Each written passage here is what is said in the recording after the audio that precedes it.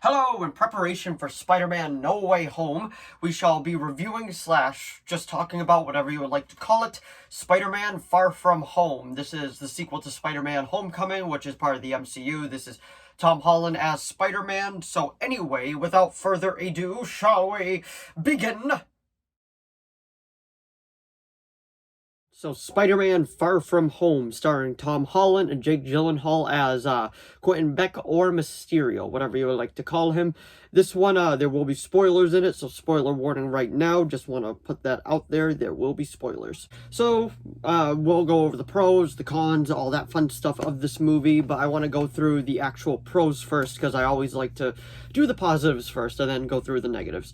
The positives is I do actually like this movie a bit better than Spider-Man Homecoming. That's just me personally, but I do feel like the villain in Spider-Man Homecoming was a bit better, because this movie does a is he a good guy, is he a bad guy, until getting close to like the final act, until we find out that Quentin Beck is, yes, he's a villain, which if anybody that read the comics know, like the story that they do with Mysterio is he's always like pretends to be the good guy at first, and then he ends up being a villain, and I feel like Jake Gyllenhaal did a great job portraying that. Like, Jake Gyllenhaal did a great job as, like, the guy that's soon to be a hero that turns into a villain.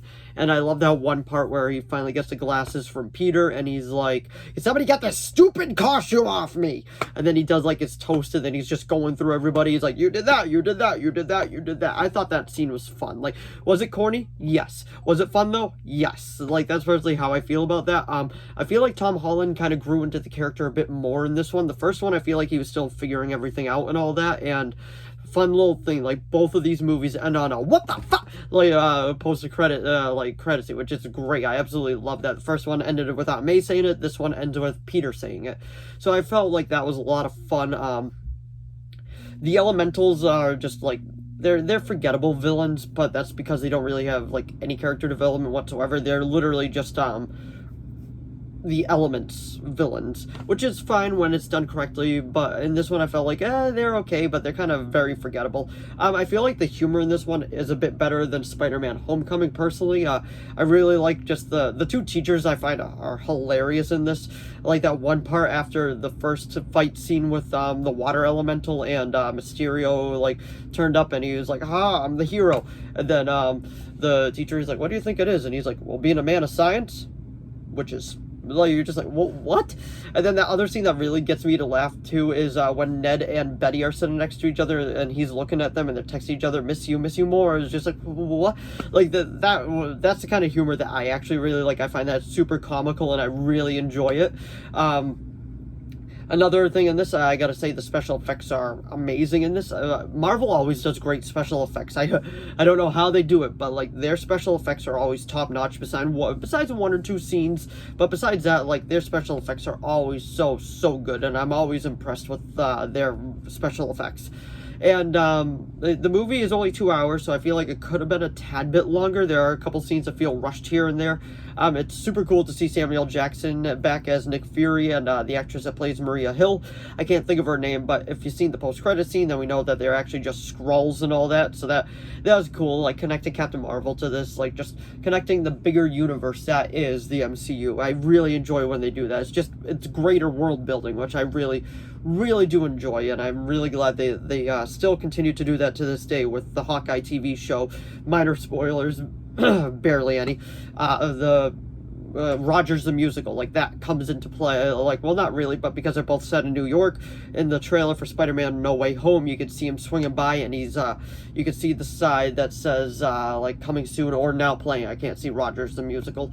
So it's a whole lot of fun. I actually really, like, enjoy that they're creating a bigger world and all that. The plot of this is pretty much just Peter wants to take a field trip to I want to say it was Italy.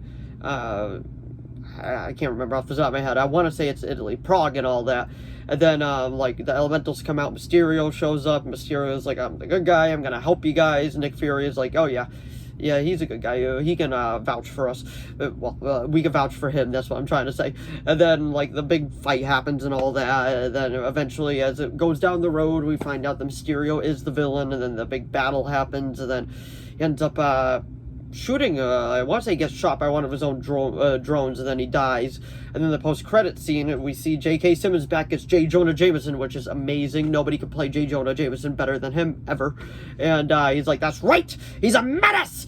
And then he just goes into that, and then he was like, now here comes the shocking part. Spider-Man's real name, as Mysterio, Quentin Beck said it, he's like, his real name is Peter Parker. And then like the big WTF happens and the movie ends, and that's where I heard that No Way Home picks up immediately there, so I really can't wait to see this movie. I feel like it's going to be a great movie, and I'm really looking forward to it.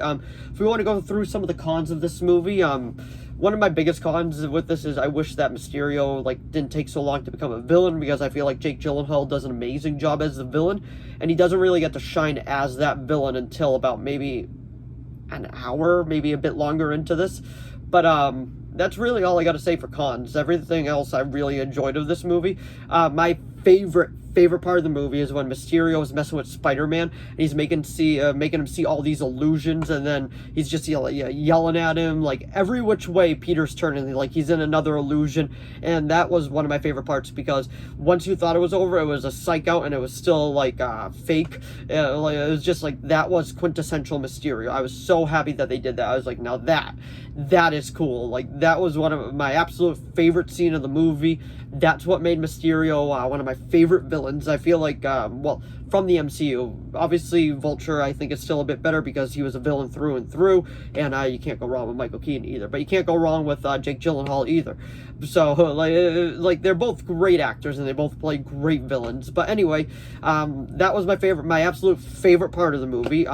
If I'll rank all the Spider-Man movies now for my next video in preparation of Spider-Man No Way Home, but that is my review of Spider-Man Far From Home. I would give it a I'd give it a 7. I'd give it an 8 out of 10. It was a super enjoyable movie, and I did enjoy it just a tad bit better than Spider-Man Homecoming, but Spider-Man Homecoming is still a great movie, and I really did enjoy it. But anyway, that was my review of Spider-Man Far From Home.